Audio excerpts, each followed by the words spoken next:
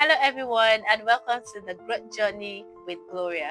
On today's episode, I'll be sharing my own quarter about this book, titled Boundaries, like I mentioned in my previous video.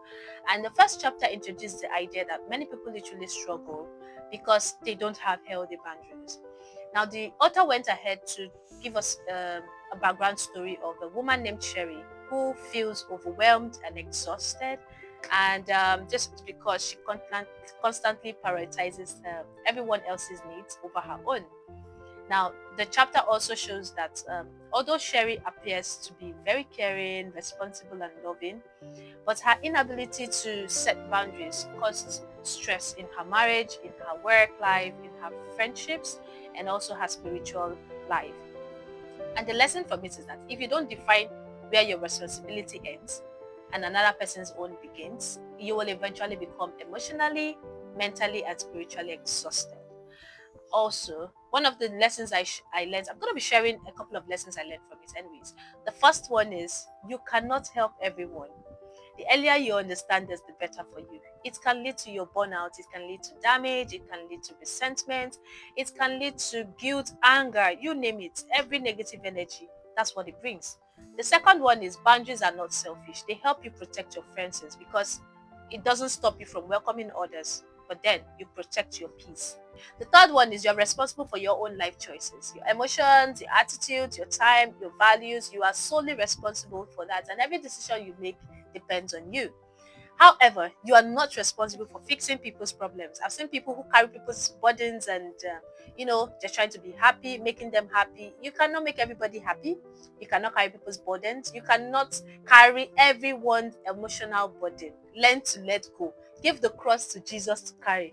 Okay? And you cannot control people's decision. Yes, you can give them advices, but you cannot control them. Fourth thing I learned is learn to say no, because it's an act of love. It's self-love. It's an act of self-love.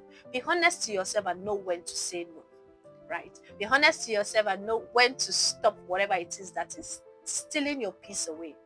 Now, I also thought about it and I saw that there are some practical applications of this as well with respect to my work and my relationship. So say at work, there are times when I'll be told to carry out a particular task, and I know genuinely that I am stressed. I really can't do this now. Normally you want to give your best at work, but there are days where you know you're just fully exhausted, and instead of you to say no, you just say, okay, let's go, and then you see yourself carrying out the work haphazardly, like it's not meant to be.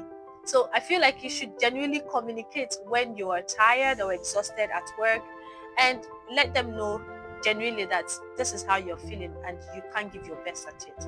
Even in relationships, I've seen scenarios where some friends will invite me for an event and I'm like, I totally am exhausted, but then I won't be able to say no. So now I've seen that that's a problem.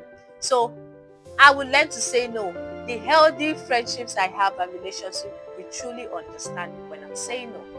It also cuts across to our families, you know, learn how to support family members, but then don't take responsibility to solve every problem that you're facing. You cannot solve every problem. You are not God. That's why we have the omnipotent and omnipresent God. Okay. So personally, what I've learned from all of this, especially in the chapter 1 of this book, is protect your time, protect your prayer, your rests, your exercise, your reading, and your personal goods. All these are highly essential, in making you whole.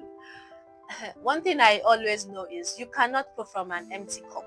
If you are exhausted, you can't give out to your environment, you can't give out to people, right? So in summary, one thing this chapter would remind me for a long time is that being a good person doesn't mean saying yes to everything, all right? And healthy boundaries aren't walls that keep people out. Rather, they are guidelines that help you to love others without losing yourself while trying to love others. So this week I challenge you to identify one area where you've been saying yes out of guilt rather than conviction, okay? And practice setting one healthy boundaries. For your future and your relationships. And the goal is that you're trying to become the better version of yourself while you're trying to set this. As little as this sounds, I'm definitely sure there are places in our lives where we've missed it at one point or the other. So my questions for you guys today would also be, where in your life are you struggling to say no? So this should be like a reflection now. You ask yourself questions like, where exactly in my life have I been struggling to say no to people, at work, at families, and in every area of my life. Okay, and are you carrying responsibilities that actually belong to someone else? If you are, then you need to drop that.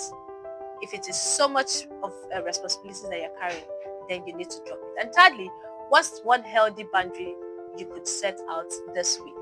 So I would like you to also identify one healthy boundary that you can set out this week that would help you build your mental health, your spiritual health, your emotional health, and every aspect of your life, making you a whole, complete being, and protecting your peace.